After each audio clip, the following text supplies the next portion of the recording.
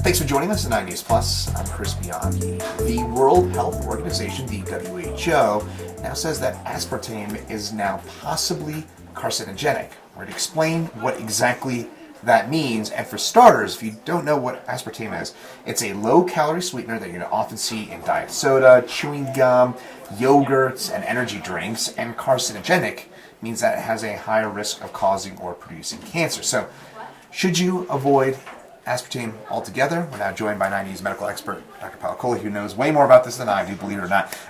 Dr. Kohli, how big of a deal is this that the WHO labeling aspartame as, quote, again, possibly carcinogenic? I think it's the WHO just saying that we need more research. It is not the WHO saying this is definitive or conclusive, putting their flag down on the ground and saying people need to stop. In fact, this warning was not even accompanied by a change in their recommended daily intake of aspartame. So it's really them kind of almost making a call out saying we need better, higher quality research, which aspartame, interestingly, Chris, is one of the most studied food additives out there. But the quality of evidence, the quality of research that exists is marginal. A lot of the studies are observational, meaning there are other factors that could be contributing to the outcome rather than necessarily what's being studied. A lot of them are animal studies, which doesn't always directly translate into humans. So really what we in the scientific community are hoping for is more definitive evidence, randomized evidence, which is our highest level of evidence, which says, you take aspartame, you don't, and then you follow somebody over time and see if there's any differences in risks. The challenges with this is really figuring out what dose of aspartame is appropriate for us to take if there's an inflection point at which the risk goes up. And when you're talking about rare occurrences, you really have to follow a lot of people for a long period of time to start to get a signal or detect a difference. So this basically really does mean possibly. This is not just I feel like often you'll see this from these official organizations where they're moving in that direction, but this is a very real, this might not or could be. That's exactly right. We don't know if it increases your risk for cancer. Now, this is even a lower grading than tobacco or alcohol, which are likely carcinogenic, because those are, we know, are related to increased risk of different types of cancer. So this is actually even a lower grade than some of those other substances that are present. So I don't want people by any means to panic because of this. But again, as a physician, I feel like it's an interesting way to ask for more research. Now, the FDA actually responded to this statement very forcefully in the opposite direction. And they put their flag down saying that they really believe that aspartame used at the approved doses by the FDA is very safe as a food additive, and it should not alarm people, this particular warning. Okay. So with that said, what is the recommended dosage or intake that you should have with this? So the WHO says 40 milligrams per kilogram. The FDA says 50 milligrams per kilogram. For about a 150-pound person, that translates to about 14 cans of diet soda. Now, in how long? In one day. What? Yeah, so that's obviously a lot. But keep in mind that that's not the only source. As you said, it's in yogurts, it's in dressings, it's in toothpaste, it's in gum, it's in all kinds of things as well. So you really want to add up all of your aspartame. But really we're talking about very large doses here having the potential for toxicity. And a lot of the studies, again, that I mentioned come from animal models. And so the FDA has been using aspartame since the 1970s. It was approved in 1974. And then the approval was actually suspended for a few years because there was a study in mice and rats that it could be associated with brain tumors. And then after a thorough investigation in the early 1980s, they essentially reinstated it and said that it's safe.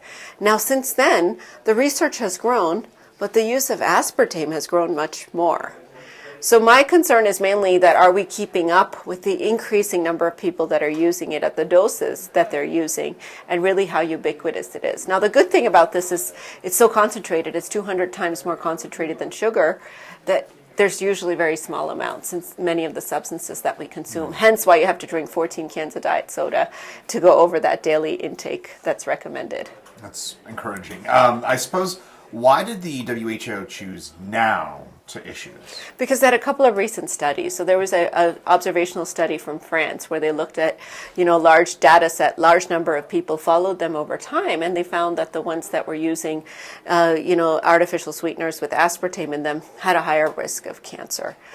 But here's the question. With observational studies, because you're not randomized, you take this and you take this, could they be doing something else that also increased the risk of cancer, meaning not exercising, meaning maybe they have diabetes, and they try to adjust as much as they can for some of the other medical conditions, but could it be something else behavioral that they're doing that increases the risk of cancer? So this is called an association and not a causation. The only way that we can establish causation is through a randomized trial, because then all the other factors statistically get controlled for, and you're purely randomized to receive one thing versus not, and then you look at differences. There was also a recent animal study that showed a possible increase for leukemia and lymphoma, but some other studies have not shown this. But that's the reason that WHO said, hey, let's put this possibly carcinogenic warning on this, and let's kind of raise the flag that we need to do more research. Well, suppose scientifically, Dr. Kohli, is there anything about aspartame that's different that could make it carcinogenic? It's not a naturally found substance. It's artificial, completely artificial, but our body does kind of break it down. And there are only certain types of individuals, people that have something called PKU, that can't metabolize it properly. But for most of the rest of us, we really can metabolize it properly. Could it also be that aspartame is found in other substances that are also bad for us? And that's what's causing a lot of the signals. That's the other thing to think about, because diet soda has a whole host of other things in it that may not be good for us. Same thing for gum, same thing for, any of the stuff that we're using that has other chemicals as well. So, the fact that it's completely artificial, not found in nature, it's not a natural sweetener, it's so much more potent than sugar, those could be potential reasons why maybe the body is just not as used to it in higher doses. And again, in very low doses, I think it's a safe alternative to sugar, because sugar, Chris, we know is toxic, right? And this potentially could be carcinogenic, possibly carcinogenic at very high doses. So if you got to choose between regular soda and diet soda, 100% of the time, I'm going to tell you to choose the diet soda. But I would implore you to say that soda is not part of a well-balanced diet. And so if your third choice is something like water, like carbonated water, for example, which is significantly healthier as an alternative, maybe you think about reaching for that choice, particularly if you're somebody who's worried about this morning. But unfortunately, water doesn't taste as good. Just even the carbonated one. What if you had a little flavor to it? Just saying. Still. It just doesn't taste as good. Obviously, that's good advice here. Dr. Kohli, am I reading right that you don't seem overly concerned with this? I'm not. Yes, that's exactly right. And I want people to be aware of this. And if people are worried about it, again, just think about looking at the aspartame content on many of the things that you're consuming. But I don't think this is a radical change to your lifestyle. Having said that, as a physician and a scientist, I really do hope we start to get some more higher quality evidence, because food additives, processed foods, those are things that are such a big part of our lives, that really having good, solid evidence to me is what I can hang my hat on, rather than lots and lots of studies that are observational, that could be at risk for confounding, and other types of evidence that's not quite as compelling. Okay, so let's say you have somebody come in to your practice and they say they drink 3 or 4 Diet Cokes a day, have some of that yogurt in the morning, and maybe have a Red Bull in the evening or something like that. What would you advise them, and does this change this at all?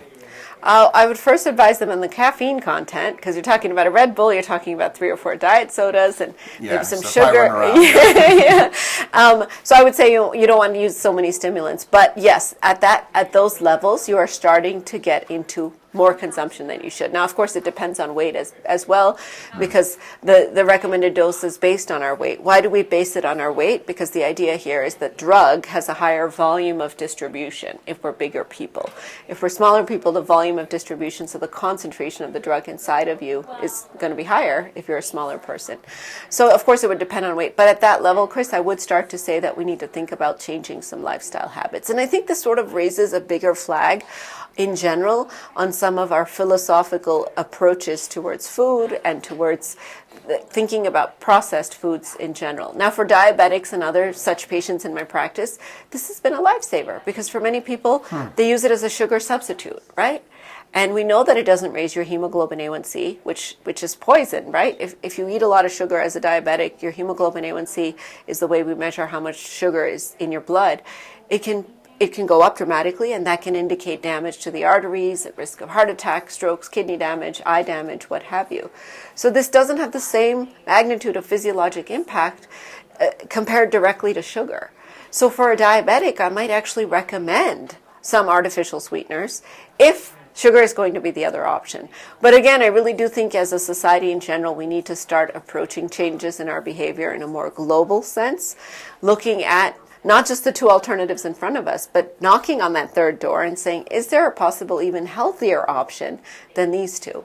And that's what, to me, this kind of raises a flag on, is that when we add all these things to our food, even if they're not found to be dangerous or unsafe, is that necessarily something we have to do, or can we start to change our mindset when we think about it? And sodium is another one. A lot of people reach for that salt shaker, and I was at a fundraiser where it was a bunch of cardiologists, and the soup needed salt, and all of us reached for the salt shaker, and the salt shaker was empty, and there was a little message inside that says, don't add salt to your food.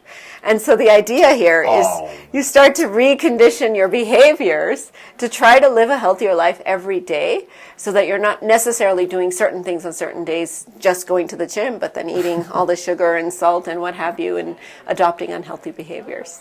Sounds really cruel. It was, but it made us remember that we really should try to change our taste receptors rather than adding a lot of salt to the food. I suppose, hey, it'll work. Any final things to add about the study? Or No. about this declaration, I should say? I mean, I will say that I commend that our regulatory agencies are still looking at food additives that have been around for 50 years. Yeah. Because to me, it gives me reassurance that it's not just a one and done thing. It is an iterative process, that they're actually looking at the data on an ongoing basis, trying to really understand the safety of these, especially as we start to employ them on a wider population level. That's a good way to look at it, and a good way to, I think, end things here. But Dr. Kohli, thanks for your time and lending us your expertise about this declaration by the WHO that aspartame is possibly carcinogenic. Thank you so much. My pleasure, Chris.